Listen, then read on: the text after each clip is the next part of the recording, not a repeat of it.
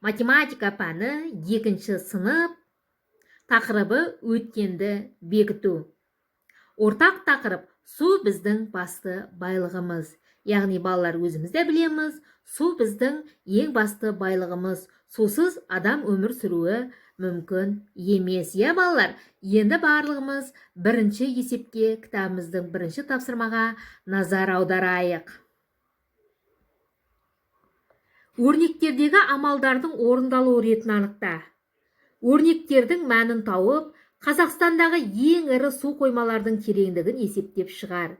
Әр суретке қандай су қойма бейнеленгенін жаз.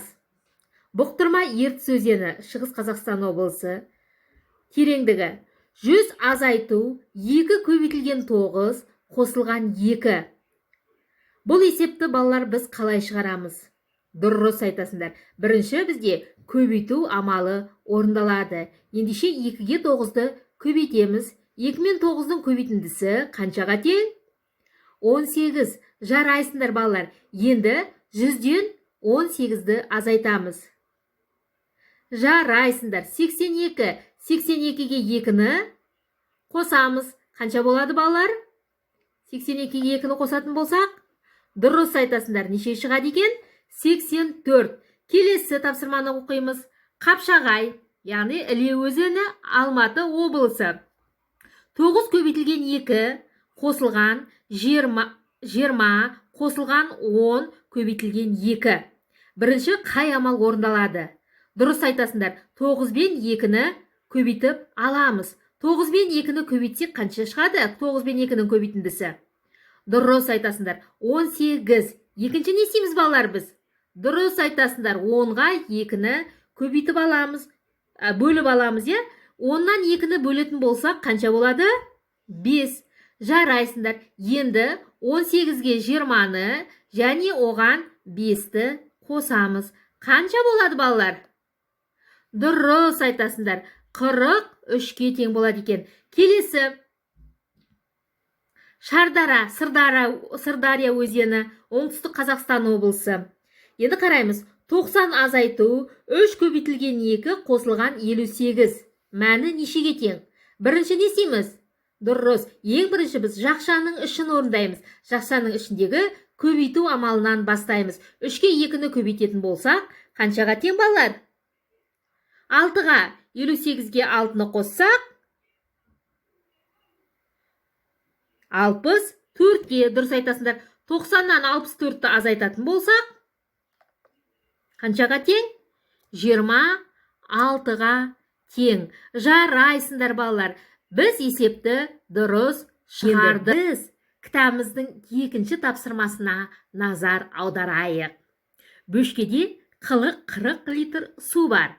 Ал фляктағы судың одан 15 литрі кем. Флякта неше литр су бар? Балалар, есепті шығармас бұрын біз шартын құрып алайық. Бөшкеде қанша литр су бар екен? 40 литр су бар екен. Яғни ол бізде белгілі. Ал фляктағы судың 15 литр кем екені белгілі. Ал бізге не белгісіз? Флякта неше литр су бар екендігі белгісіз. Ендеше біз шешуі не істейміз? Дұрыс айтасыңдар балалар. 40-тан азайтамыз. 40-тан азайтамыз. Нешені? 15-ті, яғни кем десе біз азайтамыз. 40-тан 15-ті азайтсақ, қаншаға тең болады? 25-ке тең болады екен. Дұрыс. Фляктағы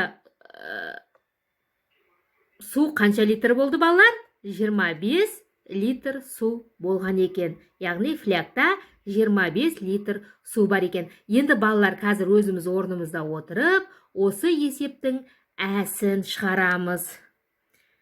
Ары қарай келесі 3-ші тапсырмаға назар аударайық. Оқимыз бәріміз кәне қосылып. Есептерге өрнек жазып оларды шығар. 7 кабинеттің әр қайсында 2 бөтелкеден ауыз су әкелінді. Барлығы неше бөтелке ауыз су әкелінді? Яғни 7 кабинеттің әр қайсында 2 бөтелкеден әкелгені бізде белгілі. Бірақ бізде не белгісіз? Барлығы белгісіз. Ендеше балалар, біз не істейміз? Дұрыс айтасыңдар. 7-ге көбейтеміз нешені? 2-ні. 7-ге 2-ні көбейтетін болсақ, қаншаға тең болды? 14-ке тең болған екен. Яғни барлығы қанша бөтелке ауыз су әкелінген екен балалар? 14 бөтелке ауыз су әкелінген екен. Жауабын тексеріп көрейік. Дұрыс жауап берген екенбіз. Енді балалар қазір орнымызда отырып, осы есептің әсін және бұсын өз бетімізбен шығарып көреміз. Яғни бүгінгі есепті біз түсіндік па, түсінбедік па, мен сіздермен маған WhatsApp желісі арқылы жіберсеңіздер, мен сіздердің есептеріңізді тексеріп беремін. Келесі тапсырма, 4-ші тапсырмаға назар аударайық. Бірінші бидонда 3 литр, ал екіншісінде одан 4 есе артық су бар.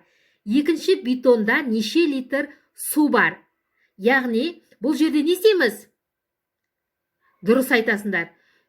Бірінші бидонда 3 литр су бар екені белгілі. Екінші бидонда одан 4 есе артық бар екендігі белгілі, бірақ қанша литр су бар екені белгісіз. Дұрыс айтасыңдар. 3-ке 4-ті көбейтеміз.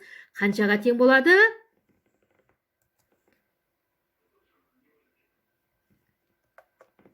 3-ке 4-ті көбейтеміз. 12-ге тең болады екен. Енді осы есептің әсін де 2 амалмен шығатындай етіп, осы есепті өзіміз құрастырып, шығарып, маған жауабын WhatsApp желісіне жібересіңдер балалар. Үй тапсырмасы. Балалар, 5-ші тапсырманы үй жұмысы ретінде аламыз.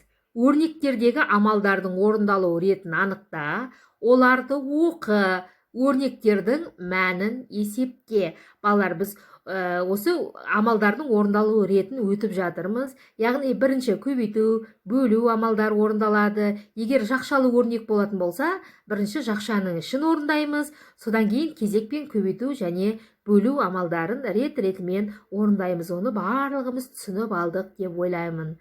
Сау болыңдар балалар.